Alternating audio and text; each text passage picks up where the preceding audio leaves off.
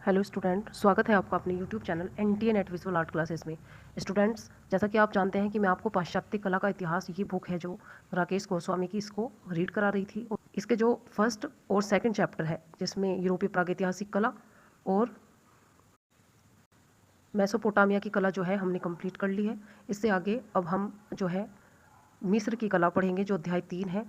अगर आपने अभी तक ये दोनों चैप्टर नहीं पढ़े हैं तो आप प्लेलिस्ट में जाकर दोनों चैप्टर्स को पढ़ सकते हैं। तो चलिए आज स्टार्ट करते हैं थर्ड चैप्टर को। तो स्टूडेंट, आज अध्याय 3 को पढ़ेंगे, मिस्र की कला यानी कि आर्ट ऑफ इजिप्ट, जिसका जो टाइम पीरियड है वो रहेगा 3000 से 332 ईस्वी पूर्व तक। तो यहाँ पर देखिए, पहला पॉइंट देखिए, मिस्र की सभ्यता का विकास जो है वो नील नदी की घाटी में हुआ था और इस कारण मिस्र को नील नदी का उपहार भी कहा जाता है। नेक्स्ट पॉइंट देखिए, मिस्र वर्तमान में अफ्रीका महाद्वीप में स्थित एक देश है।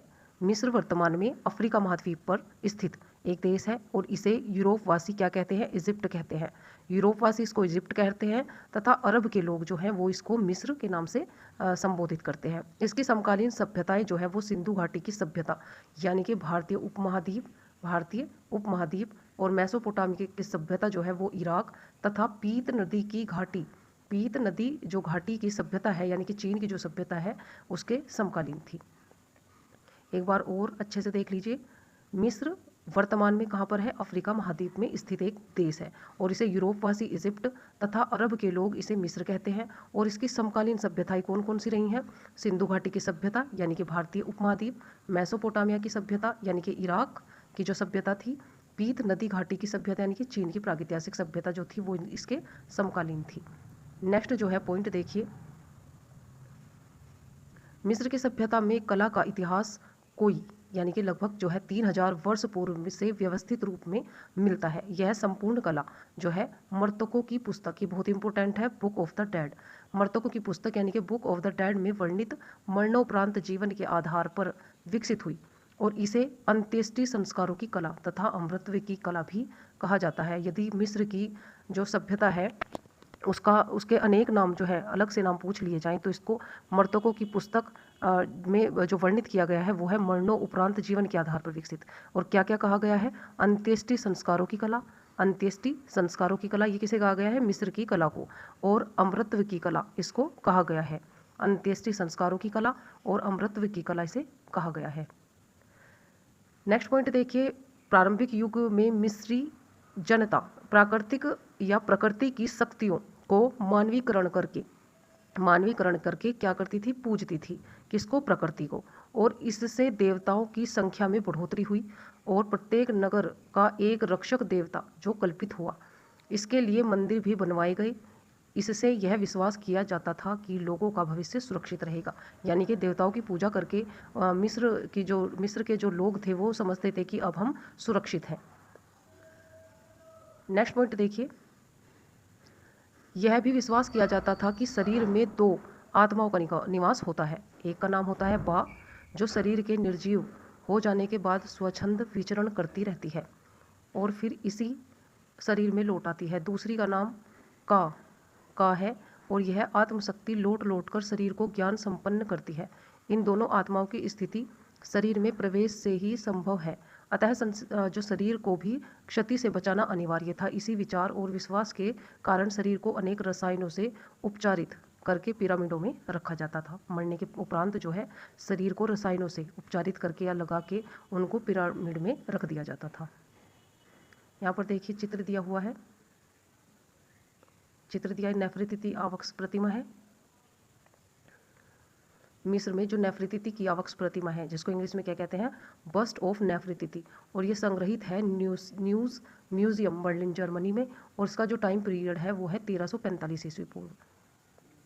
अगला पॉइंट देखिए, मिस्र निवासी अपने प्रिय राजा रानियों के मृत शरीर को मम्मी बनाकर ताबूत में रखते थे।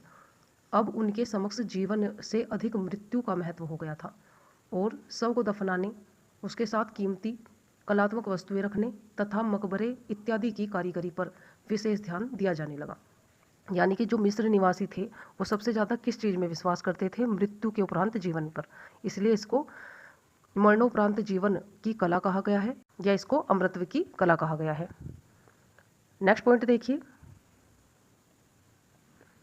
मिस्र की कला धार्मिक मान्यताओं के आधार पर पनपी और इसके प्राचीन नमूने जो थे समाधि ग्रहों एवं पूजा ग्रहों से संबंधित हैं। इसके निर्माण में पत्थर का प्रयोग होता था। इसके निर्माण में पत्थर का प्रयोग होता था।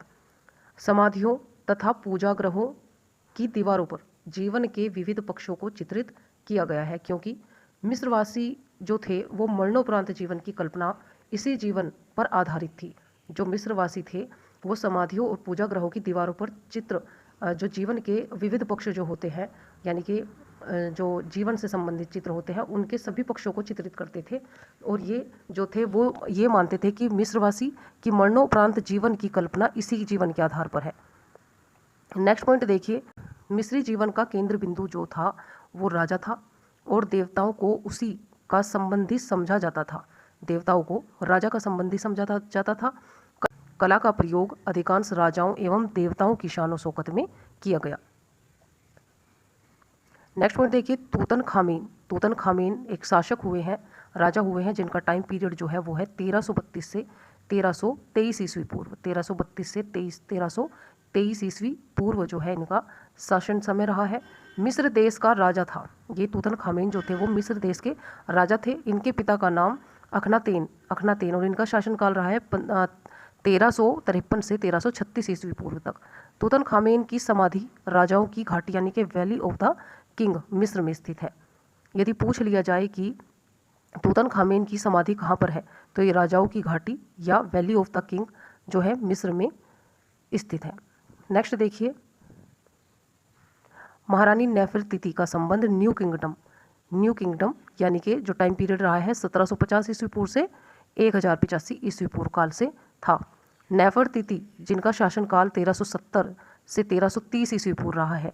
यहाँ पर न्यू किंगडम का रहा है 1750 से ईस्वी पूर्व से 1085 ईस्वी पूर्व। और नेफरतिति का जो शासन का टाइम पीरियड रहा है वो है 1370 से 1330 ईस्वी पूर्व। अखनातेन की पत्नी थी जो नेफरतिति थी। नेफरतिति जो थी वो कौन थी, तो नेफरतिति थी अखनातेन की पत्नी। उनकी एक प्रतिमा चूना पत्थर व प्लास्टर द्वारा निर्मित बस्ट ऑफ नेफरतिति, जो मैंने अभी आपको इमेज दिखाई है, वो बस्ट ऑफ नेफरतिति या नेफरतिति की आवक्स प्रतिमा है, जो वर्तमान में न्यूज़ म्यूजियम बर्लिन में रखी है। न्यूज़ म्यूजियम बर्लिन है जर्मनी में, उसमें सुरक्षित रखी है। नेफरतिति की यह प्रतिमा सम्राट अखनातेन के काल के दौरान 1345 ईस्वी पूर्व में निर्मित की गई थी। अगर इसका टाइम पूछ लिया जाए कि जो बस्ट ऑफ नेफरतिति है वो उसका निर्माण काल बताइए, तो 1345 ईस्वी पूर्व में ये निर्मित हुई थी। इस प्रतिमा का शिल्पी कौन है? इस प्रतिमा का जो शिल्पी है वो है थटमोस जो है इस प्रतिमा का शिल्पी रहा है। अब यहाँ पर देखिए, मिस्र के पिरामिड, इजिप्ट ऑफ पिरामिड। मिस्र के पिरामिडों की गणना प्राचीन विश्व के 7 आश्चर्यों में की जाती है। आरंभ में मेसोपोटामिया के मंदिरों के अनुकरण पर मिस्र में सीढ़ीदार पिरामिड बने, जिन्हें मस्तबा कहा जाता था। यहाँ पर देखिए, पूरे चैप्टर के कुछ महत्वपूर्ण तथ्य जो मेन पॉइंट है वो दिए हुए हैं, वो देख लीजिए। किस देश की कला को अंत्येष्टि संबंधी कला कहा जाता है? तो ये कहा जाता है मिस्र को। मर्तकों की पुस्तक किस काल में लिखी गई? मिस्र काल में। मर्तकों की जो पुस्तक है वो लिखी गई थी मिस्र के काल में। मिस्र की कला का प्रधान विषय वस्तु क्या है? तो यह है मरणोपरांत जीवन।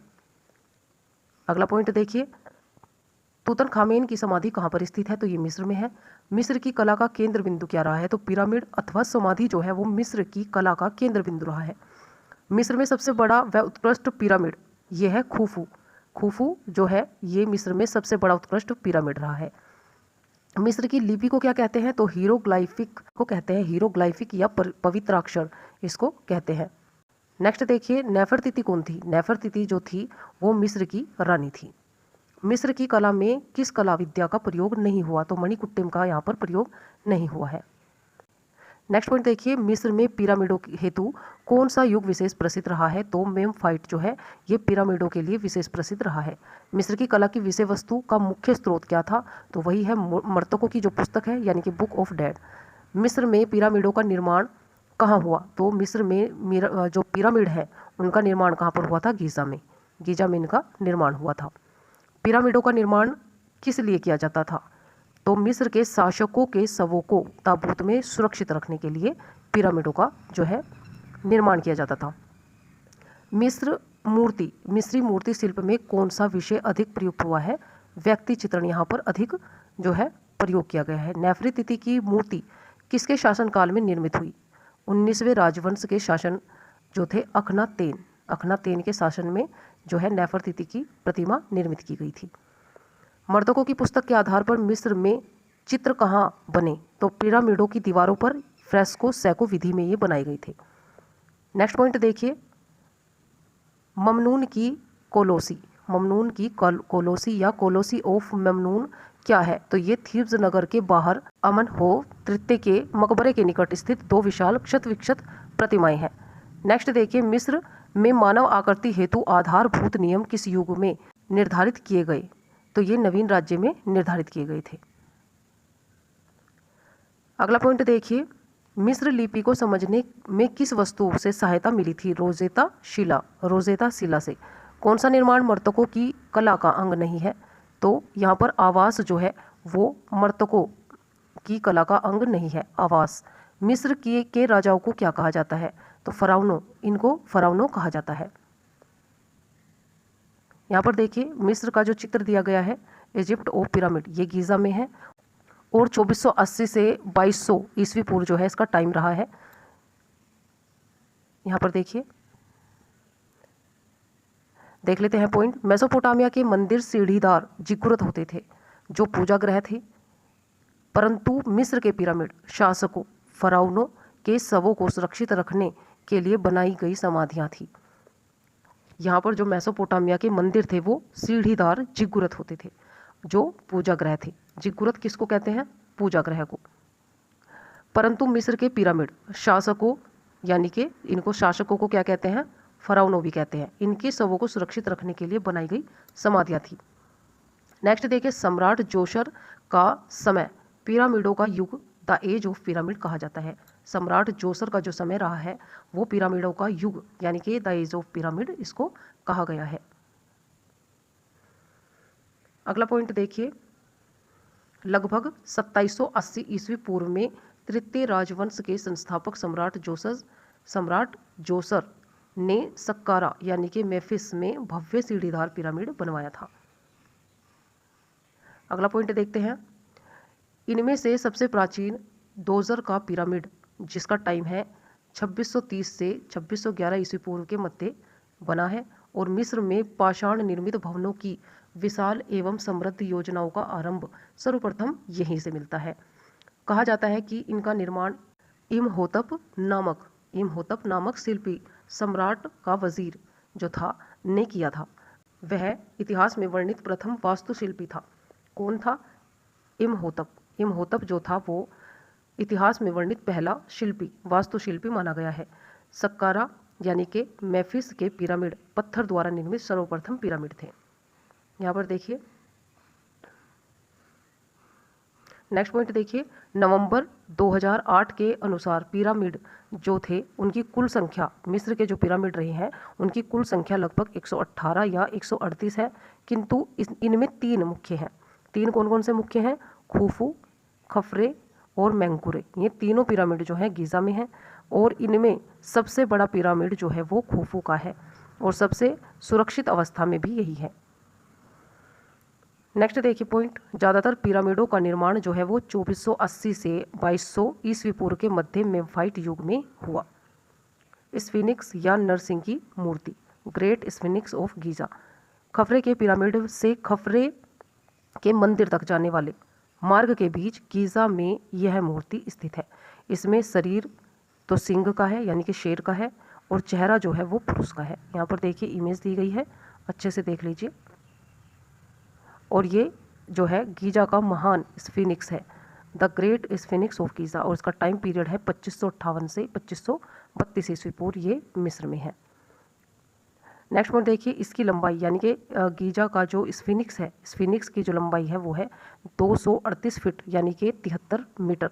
ऊंचाई है 66.3 फीट, मीटर में देखें तो 20.21 मीटर और चौड़ाई जो है इसकी 62.6 फीट यानी कि 19 मीटर जो है इसकी माप रहेगी। लंबाई 238 फीट, ऊंचाई 66.3 फीट और चौड़ाई 62.6 फीट रहेगी।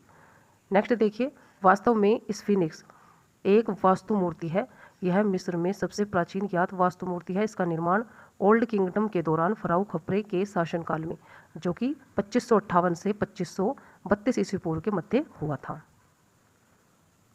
तो स्टूडेंट, अब पूरे चैप्टर के जो है यहाँ पर MCQ दिए गए हैं, वस्तुनिष्ठ प्रश्न, तो उनको देख लेते हैं कितना आपके याद हुआ है। तो यहाँ पर देखिए, पहला प्रश्न दिया गया है, प्राचीन मिस्र के ओल्ड किंगडम से संबंधित मेनकोरा की संगमरमर की जो प्रतिमा है वो कहाँ पर सुरक्षित है। तो ये कहाँ पर सुरक्षित है?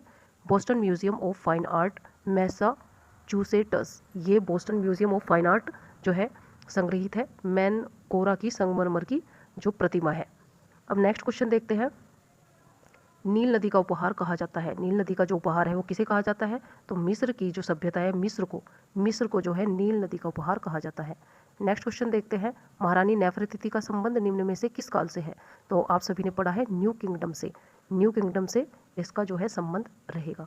अगला प्रश्न देखते हैं, बस्ट ऑफ नेफरतिति किस संग्रहालय में सुरक्षित है? तो अभी आपने पढ़ा था न्यूजी म्यूजियम बर्लिन में ये जो है संग्रहित है। नेक्स्ट देखते हैं क्वेश्चन, किस देश की प्राचीन कला को अमृतत्व की कला कहा जाता है? तो मिस्र की जो प्राचीन कला है, मिस्र देश की जो प्राचीन कला है, अमृतत्व की कला कहा जाता है मिस्र को। नेक्स्ट देखिए, मिस्र की कला को किस विद्या का प्रयोग नहीं हुआ? मिस्र की जो कला है उसमें किस विद्या का प्रयोग नहीं हुआ है? तो मणिकुट्टम का प्रयोग नहीं हुआ है, जबकि मूर्तिकला, भित्ति चित्रण और वास्तुकला इन सभी का जो है उपयोग हुआ है। मणिकुट्टम का यहाँ पर उपयोग नहीं हुआ है। अब नेक्स्ट देख लेते हैं क्वेश्चन, यहाँ पर देखिए, किस देश की कला को अंत्येष्टि संबंधी कला कहा जाता है? तो मिस्र की कला को कहा जाता है। मिस्र लिपि क्या कही जाती है? तो ये कही जाती है पवित्रा अक्षर लिपि। पवित्रा अक्षर लिपि इसको कहा जाता है। क्वेश्चन नंबर 9 देखते हैं, मिस्र के पिरामिडों हेतु कौन सा युग विशेष प्रसिद्ध रहा है? तो यहाँ पर देखिए, मेम्फाइट जो है ये जो है प्रसिद्ध रहा है पिरामिडों के हेतु, जो है मेम्फाइट युग जो है प्रसिद्ध रहा है। अगला प्रश्न देखिए, नेफरतिति रानी थी। तो ये थी मिस्र के राजा आखनातेत की। नेक्स्ट क्वेश्चन देखिए, कौन सा निर्माण मर्तकों की कला का अंग नहीं है? कौन सा निर्माण मर्तकों की कला का अंग नहीं है? तो ये है आवास। अगला प्रश्न देखते हैं, मिस्र की कला की विषय वस्तु का मुख्य स्रोत क्या है? तो यह है मर्तकों की पुस्तक या बुक ऑफ डेड। तूतनखामेन की समाधि कहाँ पर स्थित है? तूतनखामेन की समाधि जो है वो मिस्र में स्थित है। स्फिनिक्स क्या है? तो ये एक स्फिनिक्स जो है वो एक वास्तु मूर्ति है। स्फिनिक्स जो है एक वास्तु मूर्ति है। अगला प्रश्न देखते हैं, मिस्र की कला का निर्माण किस क्षेत्र में हुआ? मिस्र की कला का निर्माण जो है वो किस क्षेत्र में हुआ था? तो ये हुआ था गीजा में। मिस्र की कला का केंद्र बिंदु क्या रहा है? मिस्र की जो कला है उसका केंद्र बिंदु रहा है पिरामिड। अगला प्रश्न देखते हैं, मिस्र में सबसे बड़ा पिरामिड कौन सा है? सम्राट खुफू का जो पिरामिड है वो सबसे बड़ा पिरामिड रहेगा मिस्र का। अगला प्रश्न देखिए, मिस्र में मानव आकृति हेतु आधारभूत नियम किस युग में निर्धारित किए गए थे? तो ये किए गए थे नवीन राज्य में या न्यू किंगडम में। नेफरतिति की मूर्ति किसके शासनकाल में बनाई गई थी? तो ये आखनातेन जो शासक काल हुआ है उसमें बनाई गई थी। नेक्स्ट क्वेश्चन देखिए, मिस्री शिल्प में कौन सा विषय अधिक प्रयुक्त हुआ है?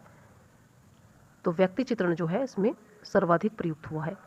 अगला प्रश्न देखते हैं, मिस्र की कला में पुरुषों के लिए लाल रंग का प्रयोग हुआ है, स्त्रियों के लिए किस रंग का प्रयोग यहाँ पर किया गया है? तो यहाँ पर देखिए पीले रंग का प्रयोग किया गया है। अगला प्रश्न देखिए, पिरामिड का निर्माण किस लिए किया जाता था? तो मिस्र के शासकों का शव ताबूत में सुरक्षित रखने के लिए। अगला प्रश्न देखते हैं, मिस्र के प्राचीन शासक कहलाते थे, मिस्र के जो प्राचीन शासक थे वो कहलाते थे फराउन। नील नदी की घाटी में पनपी सभ्यता क्या है? तो ये है मिस्र की सभ्यता। नेक्स्ट देखिए, मिस्र में स्थित सबसे प्राचीन पिरामिड कौन सा है? मिस्र में स्थित सबसे प्राचीन पिरामिड रहेगा दोजर का पिरामिड। नेक्स्ट देखते हैं, प्राचीन मिस्र की लिपि, चित्राक्षर लिपि, जो चित्राक्षर लिपि है उसमें कुल कितने चित्राक्षर हैं? तो इसमें रहेंगे 1000 चित्राक्षर। लास्ट क्वेश्चन देखते हैं यहाँ पर। अंत्येष्टि संस्कार के चित्रित पैनल किस संग्रहालय में रखे गए हैं? अंत्येष्टि संस्कार के चित्रित पैनल किस संग्रहालय में रखे गए हैं? तो ये रखे गए हैं लूव्र संग्रहालय में, लूव्र संग्रहालय में। स्टूडेंट, आशा करती हूँ आपको आज की क्लास अच्छी लगी होगी। अगर आज की क्लास आपको अच्छी लगी है, आपके लिए हेल्पफुल है, तो वीडियो को लाइक ज़रूर करें। चैनल अगर अभी तक आपने सब्सक्राइब नहीं किया है तो चैनल को सब्सक्राइब जरूर कर ले और बेल आइकन का नोटिफिकेशन ऑन कर ले, जिससे आपको मेरी आने वाली सारी वीडियोस के नोटिफिकेशन टाइम से मिलते रहेंगे। स्टूडेंट, ज़्यादा से ज़्यादा चैनल को शेयर करें, अपना रिवीजन करते रहें। Thank you.